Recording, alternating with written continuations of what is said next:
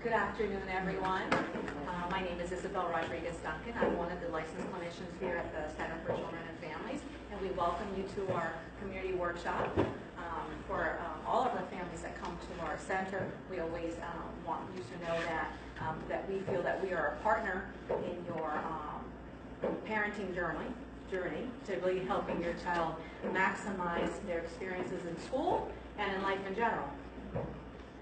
So we welcome you today. We're going to be talking about how parents can help their child when they're encountering bullying. And just to give a framework of our workshop today, what we're going to be covering is really talking about, there's a lot of media attention. And I think for the past few years, I think if we go back to maybe the past 10 years, we've gotten more and more attention, media, through the news, through entertainment, about the problem of bullying. So what we're going to be talking about initially is just what is the prevalence of bullying really. We're also going to be talking about what are the different forms of bullying and defining what bullying is, because what our definition may be as the public or our specific definition may be one thing, but actually what the statute, and there's actually a statute, there isn't any federal law governing bullying. But there is a Florida statute that addresses bullying. We have actually in the state of Florida one of the strongest anti-bullying laws that exists. So it's important for us to know as parents and as community members really what the statute defines as bullying. And what are the different forms or behaviors that constitute bullying. So we'll be talking about what the law says. What does the law require schools to do? So that when you come out to the school or you encounter some sort of difficulty at the school, you will know what should happen in response. Why is that important? For you to know what should happen according to state law. Because they don't do it, we should know what our rights are. Exactly. And that's the purpose of this workshop today. And really what your role is, and how much of an active role you can actually take within the school to make sure that things are done in a proactive way rather than a reactive way, so only when there are problems that occur. And I also wanted to share with you that the format that we're taking is really from my perspective and my own experience. Let me give you a little bit of my background. I'm a licensed psychotherapist and have been working with the treatment of children for the past 23 years.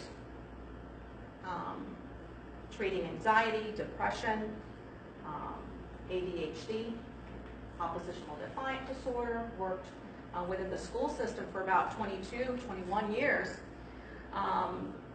focusing on violence prevention, suicide prevention, providing services to children with special needs.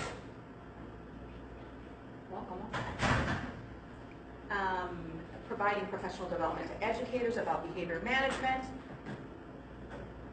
and a variety of other topics.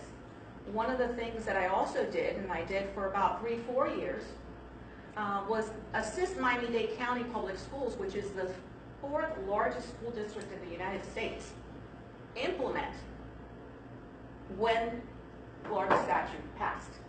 So we were in compliance. So I'm going to give you my perspective from that time that was there, and how we collaborated with the Department of Education.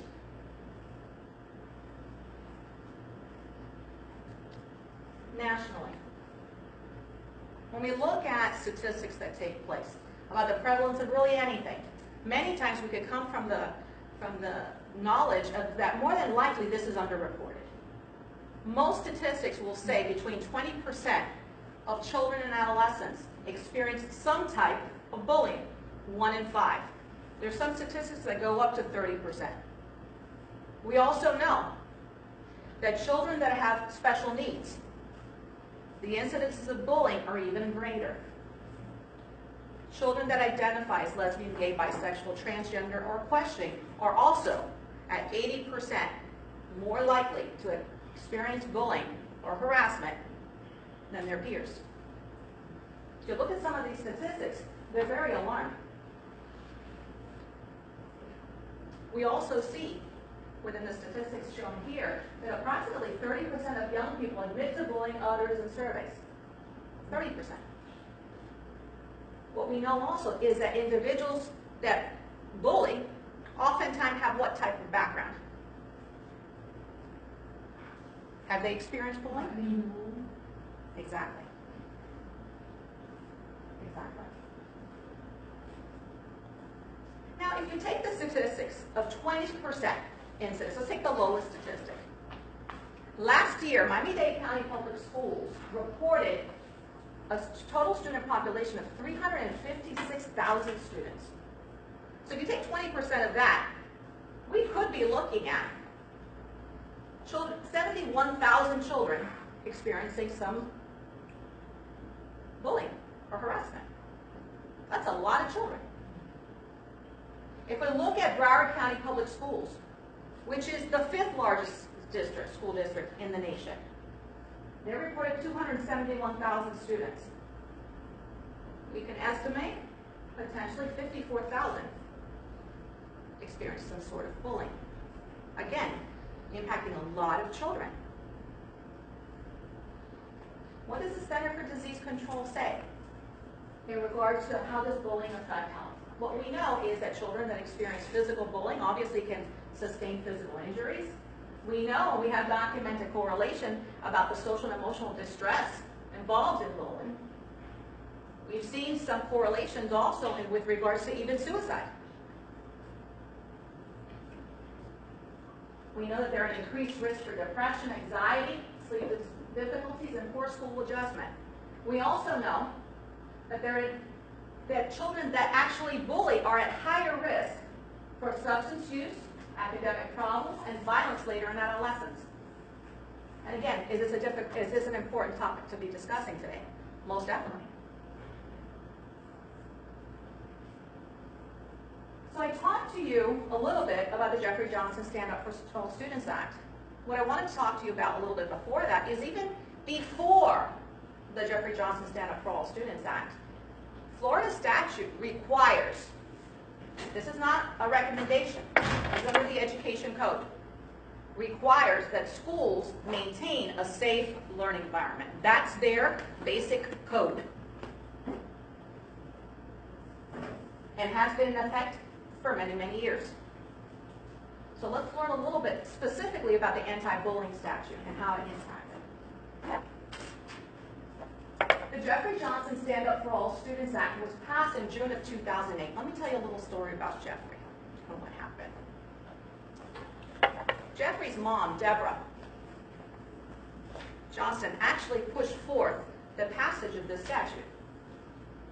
She was a middle school teacher in the state of Florida. Her child had experienced, at the school that she actually attended and taught, bullying. On-school site bullying, taunting, teasing, all sorts of things. These incidents would increase sometimes, and then they would decrease in frequency, and then it would increase again. Like many of our children, Jeffrey felt kind of rejected by his peers in this real face-to-face world. So what did he do? Like many of our youth, he escaped into the cyber world and tried to find some connection there. There he was attacked mercifully, taunted over and over again. Mom did everything that she could do according to the law. She woke up the next morning and she found Jeffrey hanging in the closet. He had committed suicide. She pushed forth this statute because she wanted to make sure that the law supported your rights and made sure that certain things were put in place in schools to help children be safe. For any of us who we really can't even imagine that sort of impact as a parent. It would have been easy for Deborah to say, to get angry at that bully and say, I want consequences, I want some sort of reprieve, and really take that stance. And that would have been very logical and natural, but she didn't do that. What she said is that, and she understood from even that point, that both children who bully and children who are victims of bullying, both need help. They're just showing that they need help in different ways. And schools have an obligation to provide that help when they show signs that they need it. What the statute requires, according to the Florida Department of Education, with the passage of this law, was that all school districts had to adopt a policy prohibiting bullying and harassment of students, staff, on school grounds, at school-sponsored events, and through school computer networks by December 1st of 2008. They required, that engendered the school board policy for Miami-Dade County, which is the 5517.01. What we know, and just so that you know, the Jeffrey Johnson Stand Up for All Students Act, when it was passed, the Department of Education required and put forth a model policy. What they basically said is that this is the pattern, this is what has to be in place, and every school district, every public school district in the state of Florida has to comply.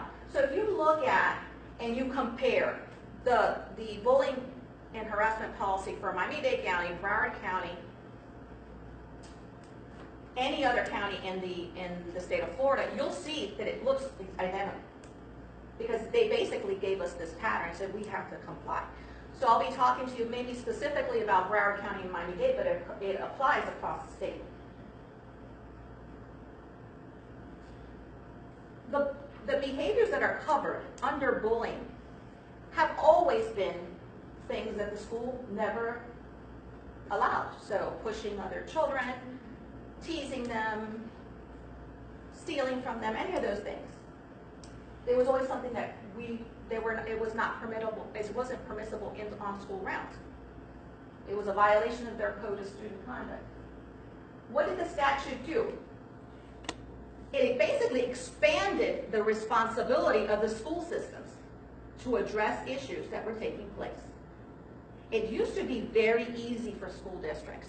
They had to concentrate on keeping a safe learning environment, right, and addressing school site behaviors Monday through Friday, if school days were scheduled Monday through Friday, 8 to 3 o'clock, or whenever the school hours were open. That's about it, and then they were good to go. Something happened off school grounds, it was considered an issue for the community or for the parents.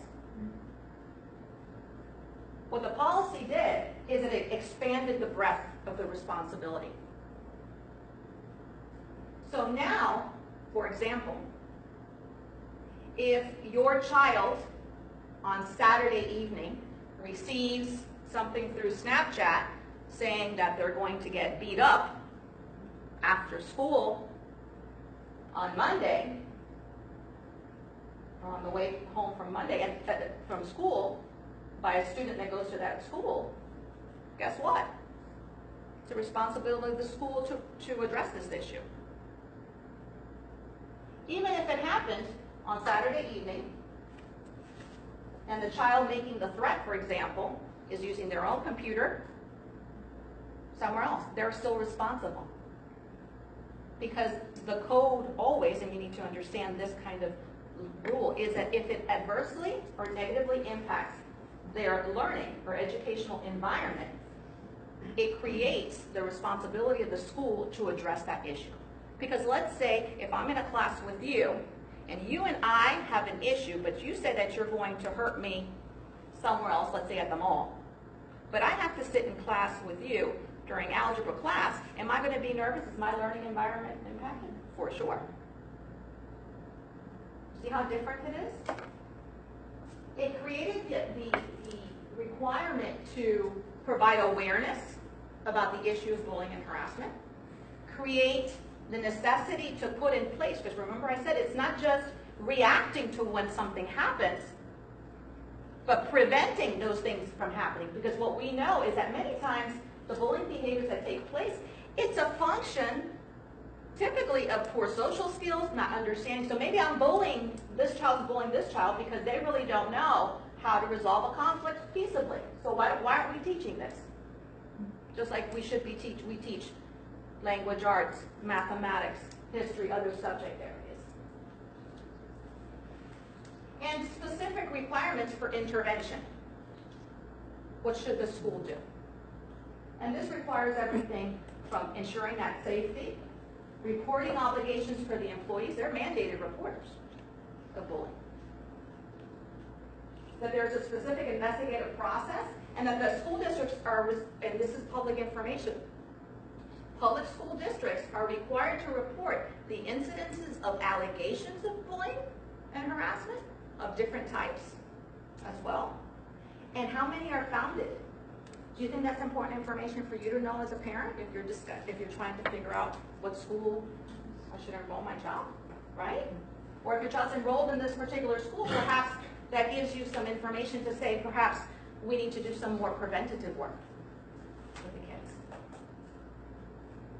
Can I ask a quick question? Does this extend to charter schools or those? Yes, most definitely. Okay. Let me explain a little bit, because we're talking about schools, and I usually do this definition. Public schools are the traditional public schools. They're assigned to you because of your address, okay? The employees that work there are public school employees, and the students are public school students. Charter schools. Charter schools are public schools. They are required to abide by the state standards and the district standards for everything, including their instruction, as well as any other policy that's put in place. The difference is the students are, let's say in this example, Miami-Dade County Public School students. The employees are employees of the agency that's overseeing the charter. So they're not employees of Miami-Dade County, but they're required to abide by all the requirements of other schools. Okay? Private schools are not regulated by the state of Florida and are not necessarily required to follow this mandate. Okay? So this is an example of the bullying policy for Miami-Dade County. They're required, again, to maintain a safe learning environment. Bullying and harassment, that statement that it is prohibited within schools, that they're required to have awareness, prevention, and education, that it's applicable, remember I said it's applicable to anyone that comes into the school building. That's an expansion, right? So it isn't just student behavior, it's employees and parents and volunteers. So anyone that comes into that building or has an association with the school has to abide by this requirement. It's covered during any education program or activity. So let's say it's an after school, the football game. They have to abide. Something happens at the football game. School is responsible to address that, even though it's not at their particular school. During any school-related or school-sponsored program, on the school bus, accessing any electronic device within school grounds. This is not just their own computer system. What do most children have nowadays? Smartphones. So the behavior that they engage on their private cell phones is something also that the school can address. They also have additional protection for the different categories as well. And they added in 2010, I think, sexual orientation as well as gender identity and expression in Miami-Dade County. The critical components of both the law and the policy is basically provide protection to the victim and services to both. Because again, when I said to you, there is no, the child that engages in this aggressive behavior can be actually a child that's being abused, that is depressed, that is just, again, showing that they need help in a different way. So we've talked about bullying. We haven't defined it. This is the definition according to the statute and each one of the policies across the state of Florida. The basic key words are these. It's systematic and chronic. It's a pattern of behavior. It's unwanted behavior that causes physical hurt or psychological distress. It can be, it's repeated written, verbal, physical behavior, including threatening, insulting, dehumanizing gesture by an adult or student that is severe or pervasive enough to create an intimidating, hostile, offensive educational environment. It causes discomfort or humiliation. You see how broad it is? So it covers everything. Unreasonably interferes with the individual school performance, and many times includes a power differential. Well, how Broward County defines it, well, Broward County has the same definition, but they train it as RIP. And they basically say it's repeated, imbalance of power, and it's purposeful. Okay? But if you look at the definition, it's heavily weighted on the perception or the feeling of the who? The bully? The victim. These are some examples of bullying and harassment, of behaviors under this umbrella. The difference between bullying and harassment, because you may have a difference of opinion because of your previous exposures to these words. Bullying is repeated. Harassment is one incident of bullying, according to the statute. And even that one incident is enough to require assistance from the school. Teasing, social exclusion. Social exclusion is basically, think about the movie Mean Girls, where they don't allow the other child to participate, where they kind of, and this is a phenomenon that's very common within girls, this gender, where they come together and they almost union. They're organized. They come together. They say, so it's not a direct. They may not even have direct conversation with the person who they're targeting, but they kind of come together. And they say, we're not permitting them as part of our group. They're not allowed to sit with us. That kind of thing. Intimidation, stalking, physical violence, theft, sexual, religious, or racial harassment, public humiliation, destruction of property. Cyber stalking and cyberbullying are the same behaviors as stalking or bullying, just using technology. That's the only difference. And cyberbullying obviously is part of this policy.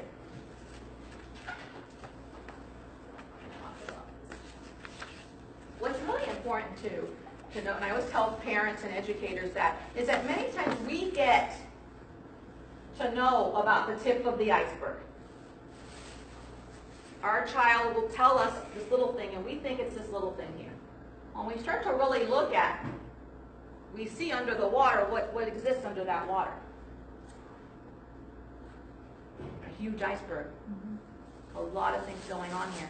Maybe that one incident, you might say, okay, well, but there's a lot of things. Sometimes these bullying behaviors are really systematic and they just build on each other. And what ends up happening a lot is technology and cyberbullying starts to add on to that on-site and create more and more impact towards the child. That's the target. I remember the first time I saw the definition and the different categories when we were meeting with the Department of Education up in Palm Beach. And I sat down and I was speaking to the person who was running the meeting, who's still the director for Safe Schools, Brooks Rumenick. And she said, and I asked her, I said, oh my gosh, Brooks, teasing?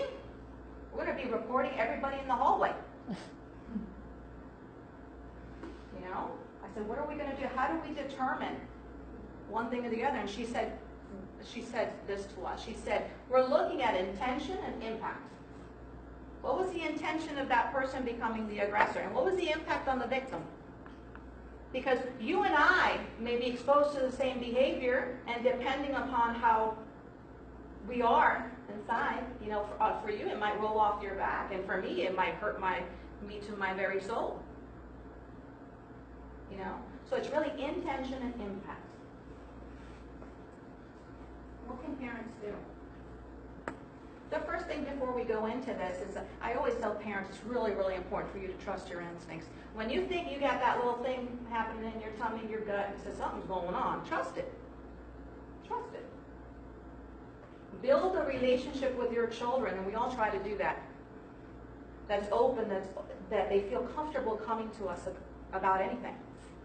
As adults, we do a fantastic job about talking. Talk, talk, talk, talk, talk, talk, talk, talk. What do we have difficulty with? Listening. We have a lot of difficulty. We start trying to listen, and then we jump right in. And talk, talk, talk.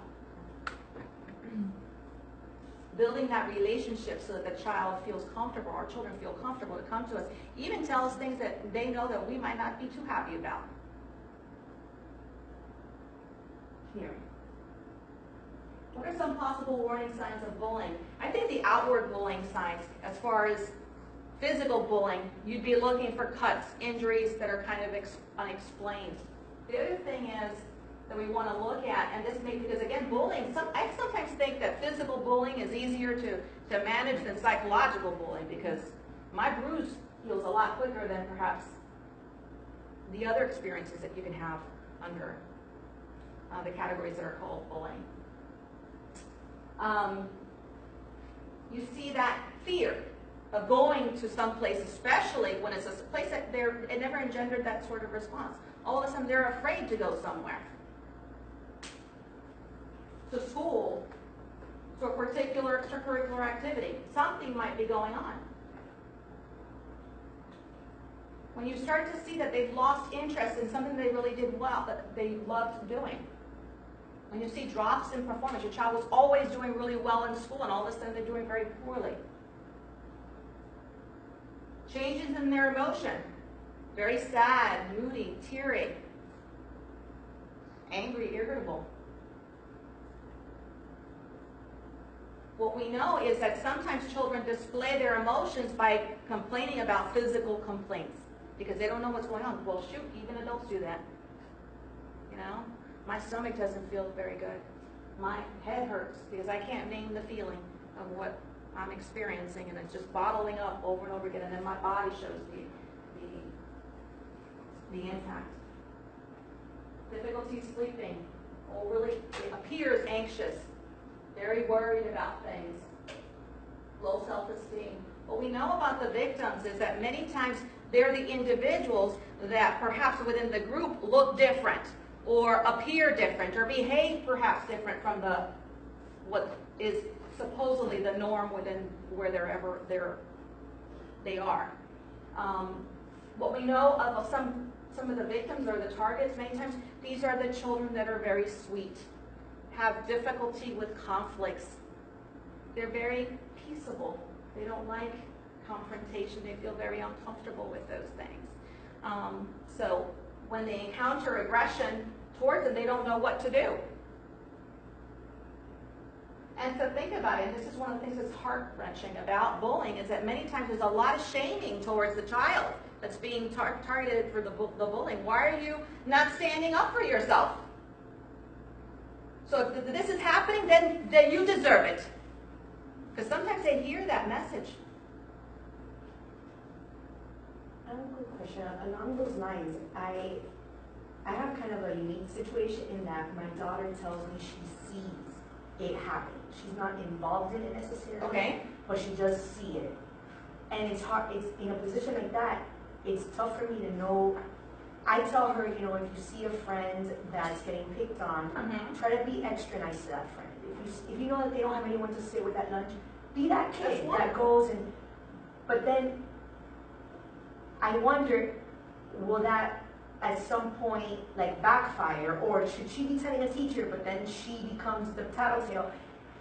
That's a fantastic question. That's where I'm like, what Okay. advice am I supposed to give? Okay. So let's talk about it. One of the things that's really important that what we did in Miami-Dade County, and we did also in Broward County, is that they created a violence prevention curriculum where we taught the students the importance and the different aspects of bullying. That there is the aggressor, that there is the target and the victim, and then there's the bystander. So one of the major things that has to do with, you know, really improving the school climate is to empower the bystander. That the person who should be reporting isn't just the victim. That if I see something that is wrong, that's happening, it's actually wonderful for me to let an adult know that that's not okay. And if they can't, if it's not safe, because sometimes it's not safe and they don't feel comfortable doing it, then, you know, that's not nice. You know, is to say, well, I'm going to go ahead and tell the teacher, or I'm going to show you how you could do an anonymous reporting, or you could bring this up to light and the child doesn't have to get involved. Oh, that would be You know? And then that can also be addressed, because again, it will continue if it's not addressed. And it can get larger,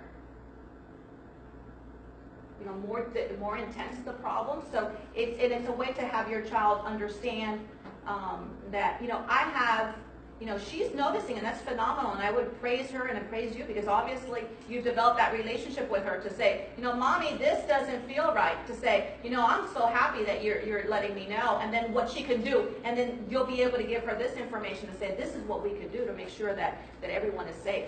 The other thing is that you mentioned, and it's really, really important, it's important for us to teach our children the difference between tattling or snitching and reporting. It's two very, very different things. Snitching and tattling have to do with trying to get someone in trouble. Reporting is getting someone help. Very, very different. That's awesome. So we need to teach them those two different things. Tattling, get somebody in trouble. Reporting, get somebody help. Sometimes we have to help the adults that are around our children also understand the difference, because sometimes when children come up to them, they'll say, oh, no, that's not my business, you handle it. So we as adults and parents have to come in and say, well, and help our children be heard sometimes. So as far as we talked about that some children have some, you know, special needs, and sometimes their behaviors are seen as unusual by their peers. They may have difficulty understanding and knowing how to better relate to a child with special needs. So sometimes they are the victim of bullying. So that's why it's so important to make sure that we're on top of these things, because if not, then of really teaching our children how to better relate. Are there adults involved in the classroom to help children that have special needs better bridge and create these relationships within the classroom and within the school? Because if I understand you and I like you and we build a relationship, I'm not going to disrespect you, I'm not going to be mean to you, I'm going to, that kind of thing. And really helping, and one of the things that's really important within a classroom or any group of children is to really help make sure that we have non-negotiable rules about safety, that everyone has a right to be safe, emotionally safe and physically safe. And when we're talking with little ones, we say everybody has a right to be safe in their body and safe in their heart. That means we don't hurt each other, we keep our hands and feet to ourselves, and we don't say things that hurt people's hearts or hurt their feelings. We say nice things to each other. Really important to teach those things. Characteristics of typical bullies. Many times they're extroverts. They're very popular. They gain sometimes a lot of attention from those bystanders that are quiet or perhaps laughing in the corner, which encourages their behavior. Sometimes they have difficulty, obviously many times they have difficulty with engendering empathy to say, okay, well, how would I feel if I was experiencing the same thing? And what we see is that, and there's statistics that say that 60% of boys who are characterized as bullies in grades 6 through 9 will have at least one criminal conviction at the age of 24. So these are children that are acting out, that can be young adults and then act out.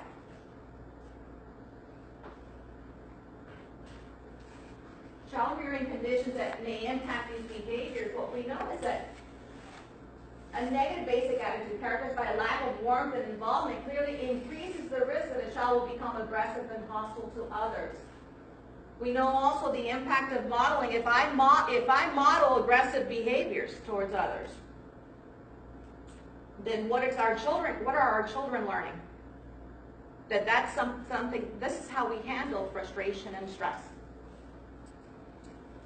What we also know is that there is a correlation also with physical punishment. One of the great services that we have here at the Center for Children and Families is we have parent strategies where we really teach and expand upon how physical punishment is really not effective in changing behavior. And many times as parents, we learn to parent from our parents, right?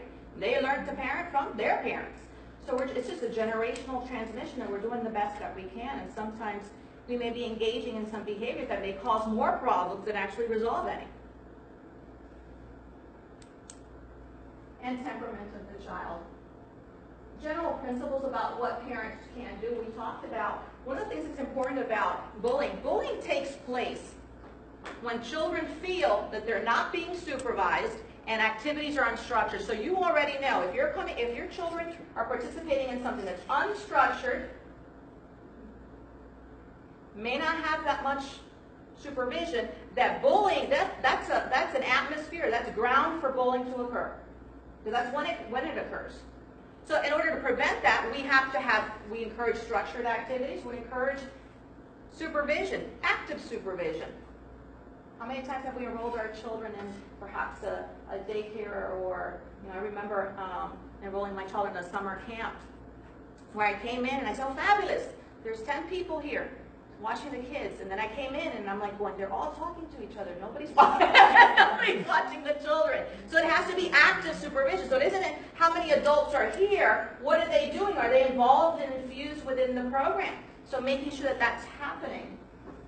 We talked about modeling respect, modeling problem solving. This is how you resolve a problem. You don't force things. Let's think about it. What are the things that we can do in handling the situation? One of the greatest things about parents is that we have the ability to be their teacher. And that's really what discipline is to guide, is to teach. Is to be able to say, okay, so this is going on. Let's think about what are the different things that we could do to address it. Because it sounds like this is like really difficult. Teaching them about effective communication. This doesn't feel right. So what did you do? I used to hate when they taught children, you just ignore. Just ignore. Well, it doesn't matter how little the behavior is. There's only so much we can endure, right, with ignoring. So if that doesn't work, what do we do next?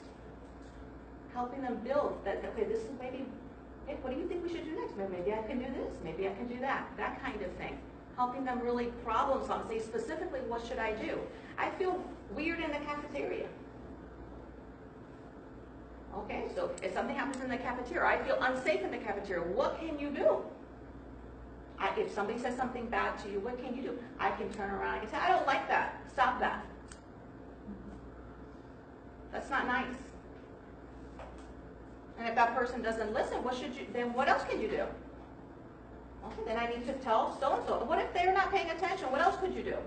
That kind of systematic thing. So we're giving our children the steps that they can take to say, okay, and again, we're building their confidence and self-esteem to say, we're figuring it out together.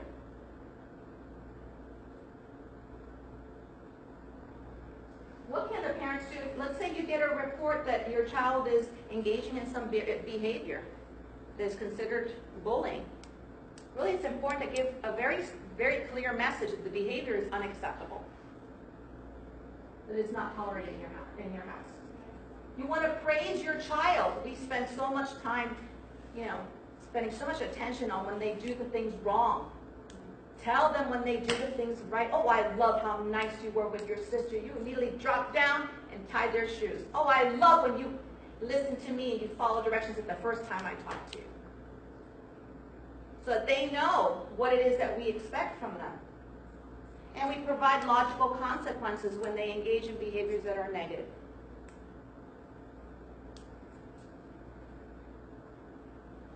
What can you do if your child's the victim? It's really important. By the time they tell us, they have to know that when they tell us about something, that we're going to act.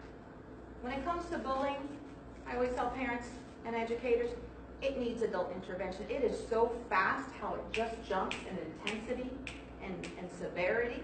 They really need the assistance of adults around them to help them manage the situation or stop something that may be dangerous. Contact the child's teacher. I always say that the administrator of that school building is the one that's responsible to maintain that safe learning environment. I say to you, copy that in an email. Copy that person in the email. You lose nothing. Say, I talked to her, this is the plan, this is what we're going to do, I want you to do, so that they can then be part of that resolution.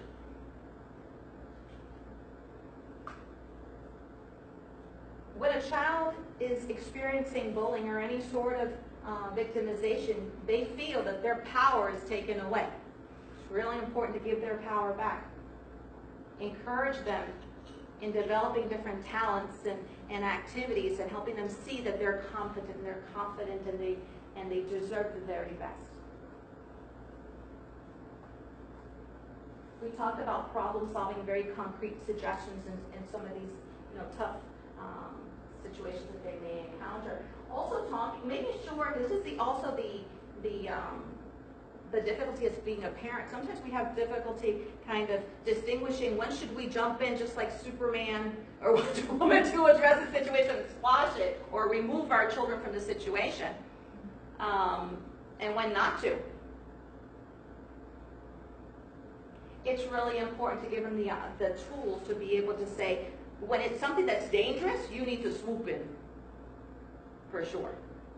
When it's a learning opportunity to say, okay, this is how we're going to address it, it's important to support them and guide them along. And then make sure that the adults who are around them are doing what they need to do per that policy. Contact the school counselor. And if you're seeing some really serious impacts, you're seeing, difficulty sleeping, a lot of distress, anxiety, depression, don't be afraid to seek out help. We have the 305-348-0477 number. You don't have to figure things out on your own. We're here to help. And we can point you in the right direction and guide you about what needs to occur. Yeah. And what do you do? Like, my brother has 5-year-olds, but he told me a story. Like, okay, I was bullied in some boy. So I started asking, okay, what is it? The boy, his name. So he told me a story, and the kids ate it. But then somebody else asked him, and he says the same name, but then he says, oh no, it's in my class. And then, so like, we don't know if he's saying, story, story, or if it's. Okay, so your question is, like, what do you do? Yeah, what? Okay. I mean, my brother went to the school, and then he connected to someone. Okay. And the teacher just said, oh, he's using the word bully instead of bother. Okay. So let's just let him simmer for a little bit. Okay, so instead of bothering. Okay, so yeah, it's unfortunate. What I would recommend is when your child uses the word bullying can take many different forms. Why don't you tell me specifically what happened, honey? Can you share with me, like if I was watching a movie, what would I see? So you get very specific information, who it was and all that stuff. You don't have to do the investigation. You could just provide all that information to the school and let them do the investigation. Yeah. But if it's something that's, let's say something that's silly, they'll address it. No harm, no foul. But if it's something serious, someone jumped on it. I mean, I think it's something because, like, the days he has to go to the before care, he's like, oh, I'm sick, my stomach hurts. Okay. But then the days he doesn't, he's okay. Okay, so what does your instinct say? Yeah, I know. Bored. The thing is, Yeah. But the teacher told my brother, oh, let's just let it simmer for a little bit because maybe he's just. Who's responsible for the safety of that school? The principal. But she did couldn't see him that day. So Email. Email. I attempted to come into the school today to talk to you about this concern. This is what's going on. Please contact me as soon as possible. That's it. Copy that principal. Sometimes teachers, without knowing, perhaps they don't know the specifics, sometimes can advise you incorrectly or may not know about a specific policy that's in place. Or maybe minimizing what's going on. Because sometimes, initially, like I said to you, you might get that tip of the iceberg, and maybe that little tip doesn't sound like bullying, but when you start to dig, all of a sudden you have a huge iceberg. So trust your instincts about that. What should happen after a report? In Miami-Dade County, you want to initiate a formal, if you think something's going on, the policy kicks in if you initiate a formal complaint. And I gave you copies for both Miami-Dade County and Broward County, their policy, and I mean their reporting system. So you could actually put in in the system the actual complaint, and then this process needs to happen at that point. In Miami-Dade County, they have 24 hours to initiate an investigation. In Broward County, it's 48 hours. They have to contact the parents. They have to interview individually and confidentially any witnesses named, the target, and the aggressor. They have to evaluate the evidence and determine founded or unfounded. If it's a founded case of bullying, they have to initiate then consequences according to their code of student conduct, but both children have to receive services. And everything has to be documented within their electronic systems. The policy requires anonymous reporting. So they have the requirement to have an anonymous reporting box in every one of the public school schools, where children can just write in, I saw this, Bobby was bothering Sally in room 123, and they have to figure it out. Go into the classroom and see what's going on. But one of the wonderful things, because this is one of the issues with reporting, sometimes children are afraid to report, is that there's an anonymous system that is electronic, both by computer or text. And this is, this is Miami-Dade County's. And it's the BeSafeDadeSchools.net. This tip line is even for any concern. Let's say you have information that you're worried someone's selling drugs on school property, or you're seeing something strange. You can put in all this information into the computer, and it goes straight into the school police system. And it activates them, as well as the school district. The same thing goes for Broward County. You're anonymous. So resources. This is the website for Broward Schools, and this one is for Miami-Dade, and this is for the Florida Department of Education, the Office of Safe Schools in Tallahassee.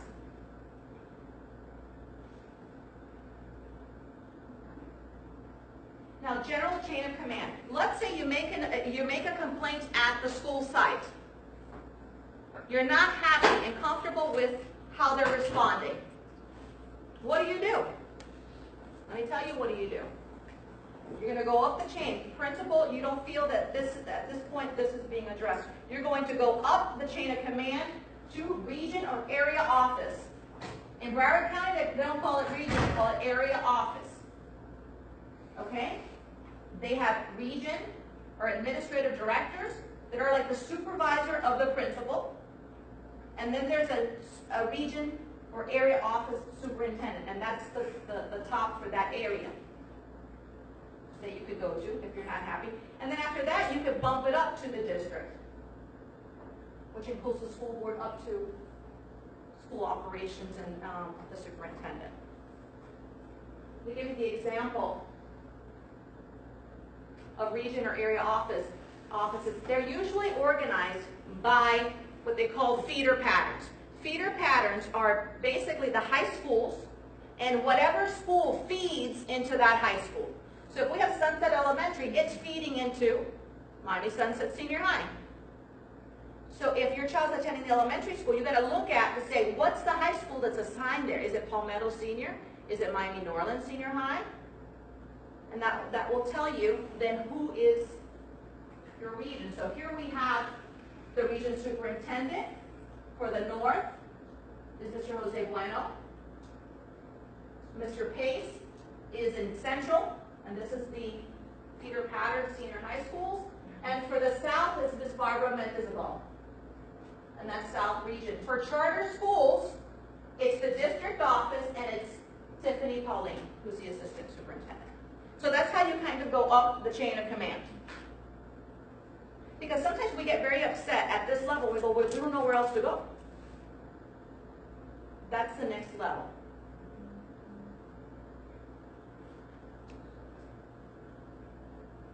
Okay? So we hope this has been helpful. Has this been helpful in kind of explaining a little bit about what should be expected? One of the things that I always tell parents is, the more you know, the better. You're the best advocate for your child. So whenever you have any questions, feel free to browse the Miami-Dade County Public Schools, dadeschools.net, or BrowardSchools.org's website. When you have questions, Google, within their search criteria, you can put in a certain request and get a lot of information. Again, that's public information that will tell you specifically what needs to happen. And we're always here as far as the Center for Children and Families to assist in any way that we can, and we hope that you contact us with whatever questions you may have. Thank you. Thank you.